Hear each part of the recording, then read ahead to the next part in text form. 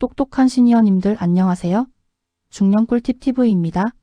어느 날 아침 거울 속 내 모습을 보며 깜짝 놀라신 적 있으십니까? 언제부터인가 배가 나오고 몸이 무거워지고 건강검진 결과지를 받아들고 한숨을 쉬게 되는 50대의 현실 말입니다. 젊을 때는 뭘 먹어도 괜찮았는데 이제는 먹는 것 하나하나가 내 몸의 미래를 결정하는 것 같아 조심스럽기만 합니다. 그런데 정말 어떤 음식들을 피해야 하는 걸까요? 오늘은 50대부터 반드시 멀리해야 할 음식 4가지에 대해 말씀드리겠습니다. 이 4가지만 제대로 피하셔도 10년 후 여러분의 건강이 완전히 달라질 것입니다. 첫 번째로 흰쌀밥과 정제된 탄수화물을 말씀드리겠습니다. 우리 똑똑한 시니어님들 평생 드셔온 흰쌀밥이 문제라니 믿어지시나요? 하지만 2024년 대한당뇨병학회에서 발표한 연구 결과를 보면 놀라운 사실이 드러납니다. 50대 이후 정제된 탄수화물 섭취량이 많은 그룹은 당뇨병 발생 위험이 무려 2.3배 높다는 것입니다.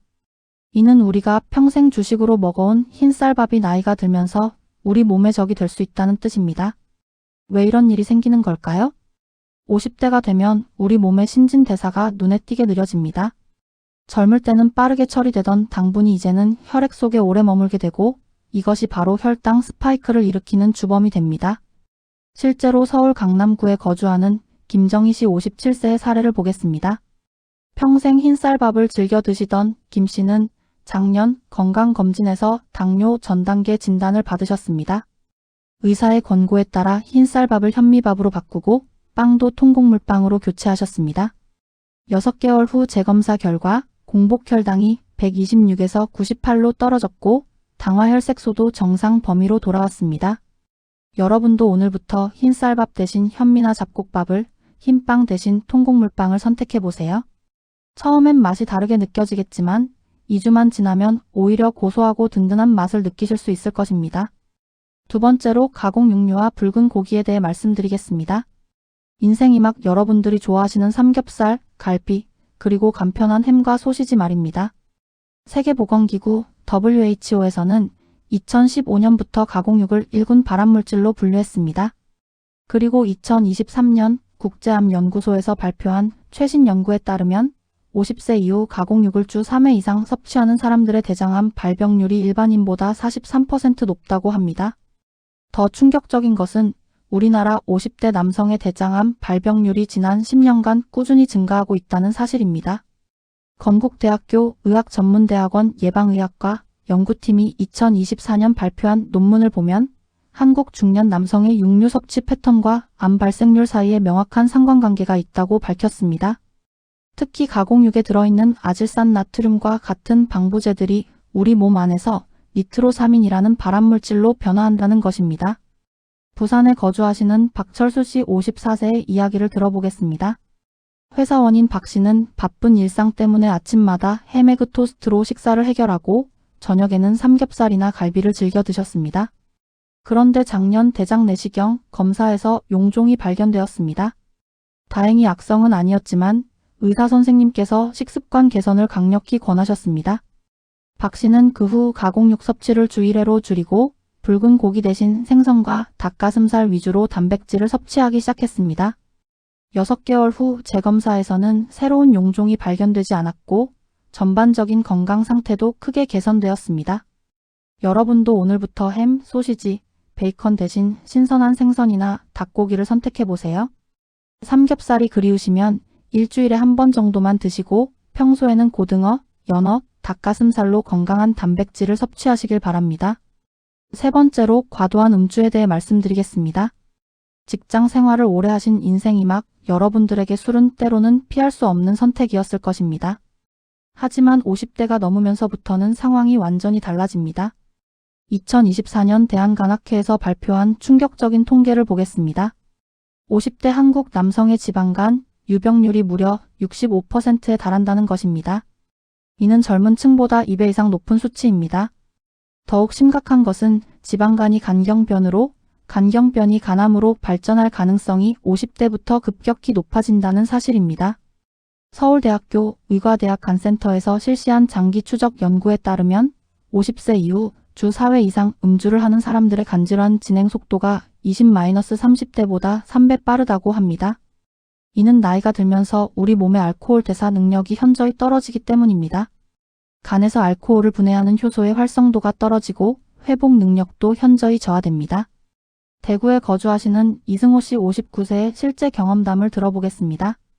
30년간 회사 생활을 하면서 거의 매일 소주 한두 병씩 마시던 이 씨는 작년 건강검진에서 지방간 진단을 받았습니다. 간 수치인 ALT가 정상치의 3배를 넘었고 의사로부터 당장 금주하지 않으면 간경변으로 진행될 수 있다는 경고를 들었습니다. 이 씨는 그날부터 완전 금주를 시작했습니다. 처음 한 달은 정말 힘들었지만 가족들의 도움과 의지력으로 버텨냈습니다. 6개월 후 재검사에서 간 수치가 정상으로 돌아왔고 지방간도 상당히 개선되었습니다. 무엇보다 체중이 8kg 빠지고 아침에 일어날 때 컨디션이 완전히 달라졌다고 하십니다. 여러분도 50대가 넘으셨다면 음주량을 반드시 조절하셔야 합니다. 가능하다면 완전 금주가 가장 좋지만 그것이 어렵다면 최소한 주 2회 이하, 한 번에 소주 반병 이하로 제한하시길 바랍니다. 네 번째로 고나트륨 음식에 대해 말씀드리겠습니다. 우리나라 전통 음식의 특징이기도 한 짠맛 하지만 50대부터는 이것이 가장 큰 적이 될 수 있습니다. 2024년 질병관리청에서 발표한 국민건강 통계를 보면 놀라운 사실이 드러납니다. 50대 이상 고혈압 환자가 전체 인구의 48%에 달한다는 것입니다. 이는 10년 전보다 15% 증가한 수치로 주요 원인 중 하나가 바로 과도한 나트륨 섭취입니다. 세계보건기구에서는 하루 나트륨 섭취량을 2000mg 이하로 권장하고 있습니다. 하지만 우리나라 50대의 평균 나트륨 섭취량은 무려 4500mg로 권장량의 2배가 넘습니다. 연세대학교 의과대학 심장내과에서 실시한 연구에 따르면 50세 이후 고나트륨 식단을 지속하는 사람들의 심혈관 질환 발병 위험이 일반인보다 2.7배 높다고 합니다. 나트륨이 우리 몸에 미치는 영향을 자세히 살펴보겠습니다. 50대가 되면 혈관의 탄력성이 떨어지고 신장의 나트륨 배출 능력도 감소합니다. 이 상황에서 과도한 나트륨을 섭취하면 혈압이 급격히 상승하고 이것이 심장과 뇌혈관에 치명적인 손상을 줄 수 있습니다. 실제로 광주에 거주하시는 최영숙 씨 56세의 사례를 보겠습니다. 김치찌개와 된장찌개를 좋아하시고 젓갈류를 즐겨 드시던 최 씨는 작년에 갑자기 어지러움을 느끼며 쓰러지셨습니다. 병원에서 측정한 혈압이 18만 110으로 위험 수준이었고 즉시 응급치료를 받으셨습니다. 의사의 강력한 권고에 따라 최 씨는 식단을 완전히 바꾸기 시작했습니다. 김치는 물에 헹궈서 드시고 찌개류는 국물을 적게 드시며 젓갈류는 아예 끊으셨습니다. 대신 신선한 채소와 과일을 늘리고 조리할 때는 소금 대신 마늘, 생강, 허브를 활용하여 맛을 내기 시작했습니다. 3개월 후 혈압이 1만 3085로 떨어졌고 6개월 후에는 1만 2080의 정상 혈압을 유지하게 되었습니다. 무엇보다 몸이 가벼워지고 부종이 사라져서 일상생활이 훨씬 편해졌다고 하십니다. 여러분도 오늘부터 나트륨 섭취량을 줄여보세요. 라면을 드실 때는 스프를 반만 넣고 김치는 물에 살짝 헹궈서 드시고 외식할 때는 국물 요리보다는 구이나 찜 요리를 선택하시길 바랍니다. 조리할 때는 소금보다는 천연 향신료를 활용하여 건강하면서도 맛있는 음식을 만들어 보세요. 지금까지 50대부터 반드시 피해야 할 4가지 음식에 대해 말씀드렸습니다. 정리해보면 첫째 흰쌀밥과 정제된 탄수화물, 둘째 가공육류와 붉은 고기, 셋째 과도한 음주, 넷째 고나트륨 음식이었습니다. 이 4가지를 피하는 것만으로도 여러분의 건강한 인생 이막이 완전히 달라질 것입니다. 물론 평생 드셔온 음식을 갑자기 끊는다는 것이 쉽지 않다는 것을 잘 압니다.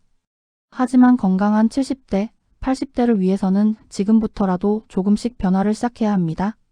한 번에 모든 것을 바꾸려 하지 마시고 한 가지씩 천천히 바꿔나가시면 됩니다. 여러분의 소중한 건강을 위한 이 정보가 도움이 되셨다면 좋아요 버튼 꾹 눌러주시고 댓글로 여러분만의 건강식단 노하우도 공유해주세요.